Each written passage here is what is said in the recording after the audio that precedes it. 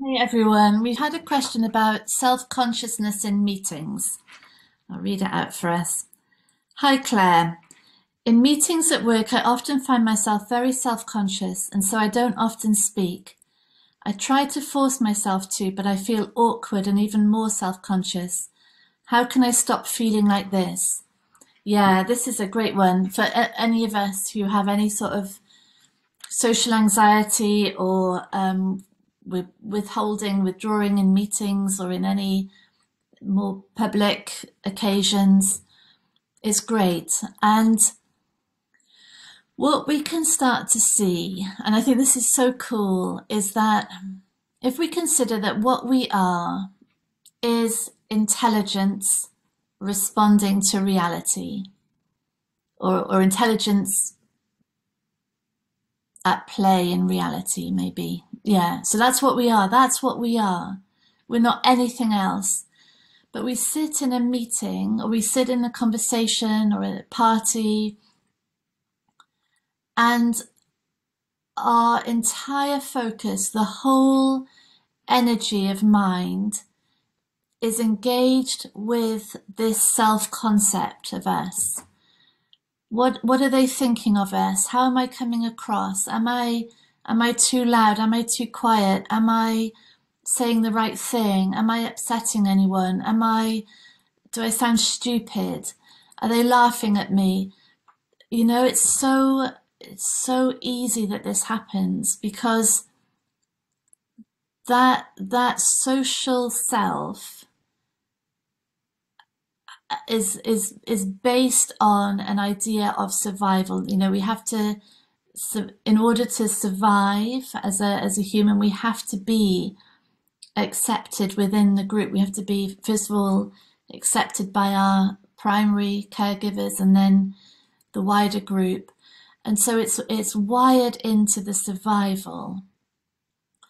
But really, what's happening is it's no longer just about the survival of the physical, it's about the survival of this concept, this idea of me. How is this idea of me being perceived? But the thing is, that idea of me isn't reality. It's just a constructed idea. It's a believed idea.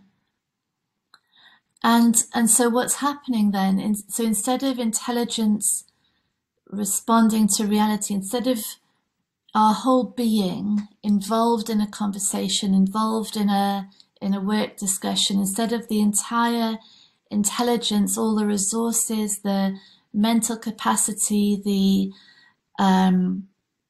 experience we've had, the knowledge, instead of all that being available for the reality of this conversation right now, the whole focus of mind is whirring around this thing that actually isn't even true. And it's trying to solve the problem of how to secure that idea of us. And it can't do that. So this whole intelligence is trying to solve a problem that is unsolvable. We can't fix that idea of self. We can't make it secure. We can't ever make sure it's loved enough or approved enough or welcomed enough, or its jokes are funny enough, or its contributions to a meeting are valid enough that it's going to finally never feel uncomfortable, never feel rejected, never feel ill at ease. Can't do that. It's not possible. But that's what's going on. So in a meeting when we're feeling self-conscious, really the mind has exited the meeting.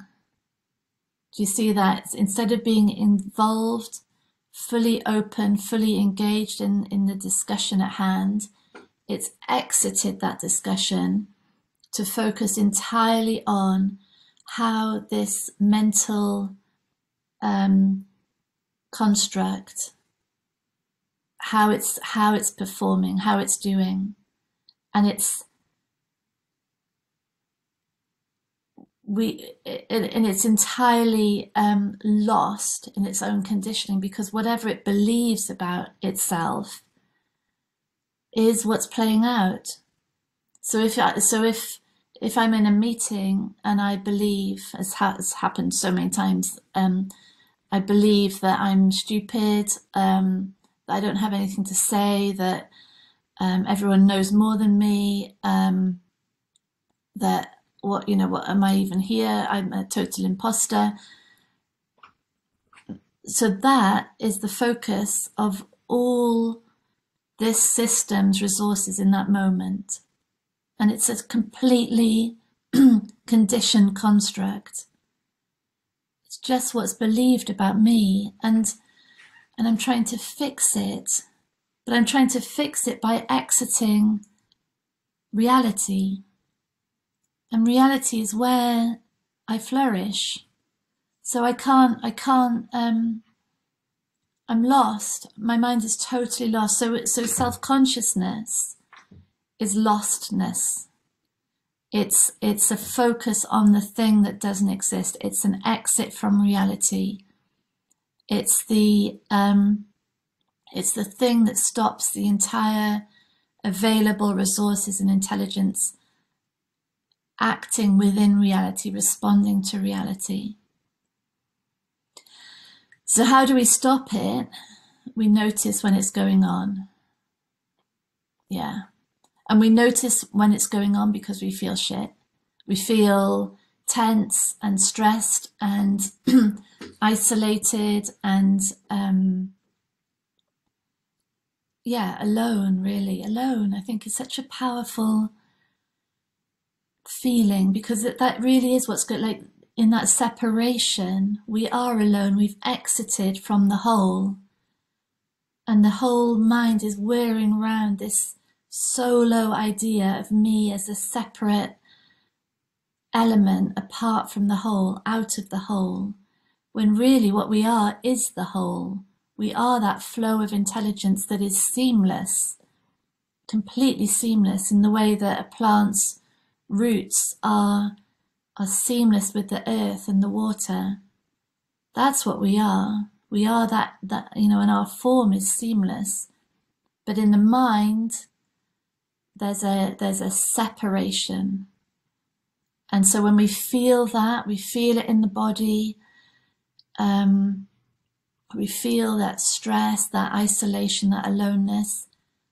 Instead of that becoming the trigger to go deeper in, so we try and solve that stress by analyzing, how can I contribute more to this meeting? How can I say something that they're all going to love in the way that my colleague has just said? Instead of that, which is so natural, we just think that's the way to solve the suffering, but it never is. The suffering is saying, get back in the meeting, stop with all myself in my eye. Get back in the meeting, stop getting lost in imaginary ideas. Just come back into reality. That's what the suffering is saying. That's what isolation is saying. Come back to home. Come back to the factory settings. Come back here into reality. And be absorbed in that discussion. Yeah. Because that's what everything is wanting to do. It wants to be in reality. That's where it flourishes. That's where the mind is tuned in to. Yeah. So it's a great question, one for all of us. Yeah, brilliant. Thank you. Bye.